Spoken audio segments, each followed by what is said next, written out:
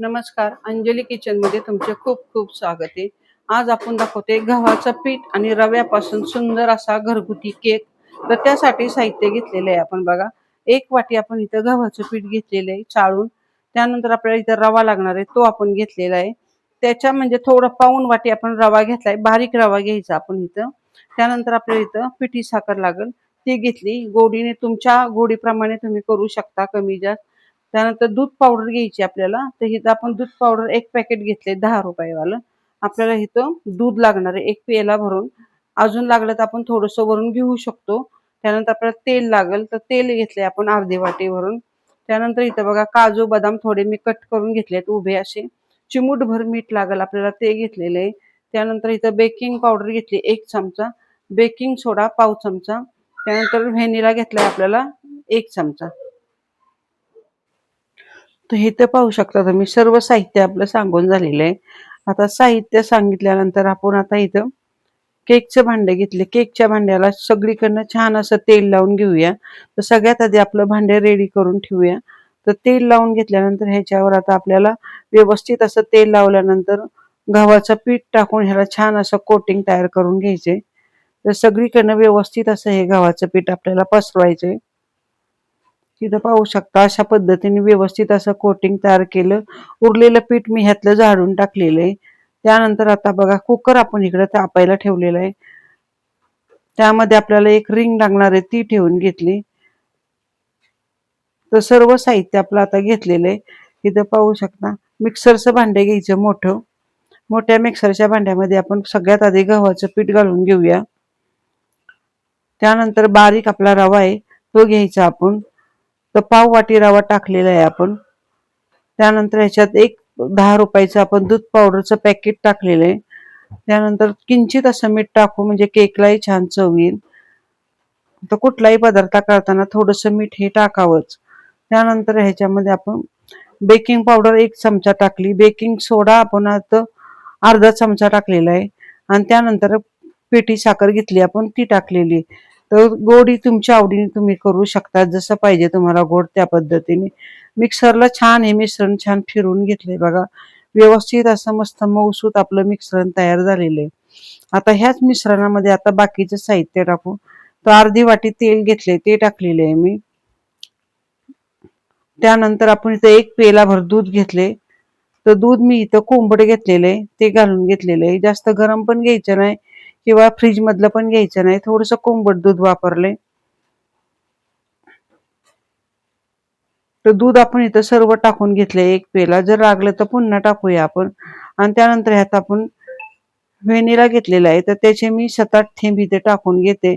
तुम्हाला आवडल्यास तुम्ही ह्याच्यामध्ये वेलची पावडर पण टाकू शकता। आता सर्व साहित्य टाकून झालेले। त्यानंतर आता मिक्सर पुन्हा एकदा छान फिरवून घेऊया। इथं पाहू शकता छान असं स्मूथ आपलं हे केकचं बॅटर तयार झालेलं आहे। इथं पाहू शकता तुम्ही दूध वगैरे आपलं छान ह्याला व्यवस्थित झाले। अगदी 2 चमचे दूध मी पुन्हा ह्याच्यात टाकते आणि एकदा अजून फिरवून घेते। आणि इथं पाहू शकता आता आपलं केकचं मिश्रण आहे ते एकदम छान असं रेडी झालेलं आहे। आता ह्याला आपल्याला काही पुन्हा एकदा कुठलं हलवून घ्यायचं नाही किंवा बिलकुल मिक्स करून घ्यायचे नाही आहे। असं आता आपण ह्या केकच्या भांड्यात आता ओतून घेते। इथं पाहू शकता आपलं केकचं मिश्रण आहे ते खूप सुंदर झाले, कारण मिक्सरच्या भांड्यातनं पडतानाच किती सुंदर असं पडतंय। आता ह्याला व्यवस्थित असं आपण थोडंसं आपटून घेऊया। आता त्यानंतर ह्याच्यामध्ये आपल्याला थोडे काजू बदाम मी कट करून घेतले, ते आपण वरतून शो साठी टाकून घेऊया।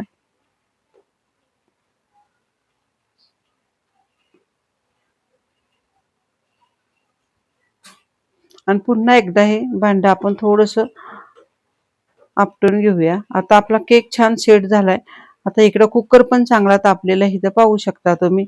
आता आपल्याला कुकरमध्ये केकचं भांडं ठेवून ह्याला जवळजवळ 30 ते 35 मिनिटं आपल्याला छान बेक करून घ्यायचे।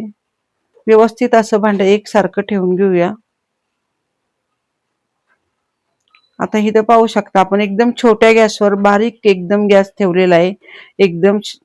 आणि त्याच्यावर आपण हा कुकर ठेवून 35 मिनिटं आपल्याला व्यवस्थित असा हा केक आहे तो आपल्याला बेक करून घ्यायचा आहे। तर आता 35 मिनिटं झालेली आहेत आणि कुकरचं झाकण आपण आता आपला केक तयार झालाय का हे चेक करणार आहे. तर सुरी घ्यायची आणि सुरीने बघा इथं आपण बघितलेलं आहे बिलकुल आपल्या सुरीला बिलकुल असा बघा केक लागलेला नाही, म्हणजे व्यवस्थित असा आपला केक बेक झालेला आहे. आता आपण ह्याला थंड करून घेतलेला आहे आणि थंड केल्यानंतर आता एका ताटामध्ये आपल्याला ह्याला काढून घ्यायचे. व्यवस्थित असा केक आपण थंड केल्यानंतर ह्याच्या कडा छान लगेचच सुटतात, इथं पाहू शकता. आणि आता फक्त आपण इथं उलटा करून आपला केक येतो एका ताटात काढून घेतलाय. तर इथं पाहू शकता छान असा बघा आपल्या केकला कलर आलेला आहे.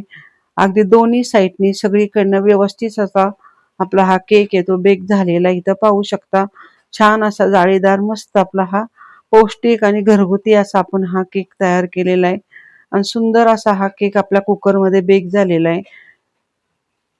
आता ह्याला आपण आता इथं कट करून घेणार आहे. तर धारदार सुरीने ह्याला व्यवस्थित असा आपण एक पीस बाजूला करून घेऊया. तर इथं पाहू शकता खूप सुंदर असा झटपट आपला हा गव्हाच्या पिठाचा आपण केक तयार केलेला आहे. अगदी मस्त स्पॉन्जी स्पॉन्जी आपला केक तयार झालेला आहे.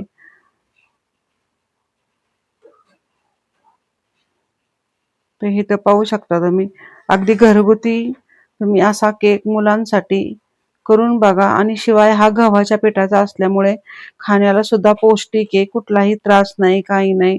आणि अशा पद्धतीने केक तुम्ही करून बघा. आजची रेसिपी जर आवडली असेल तर चॅनलला पटकन सबस्क्राईब करा, शेअर करा, कमेंट करा. धन्यवाद.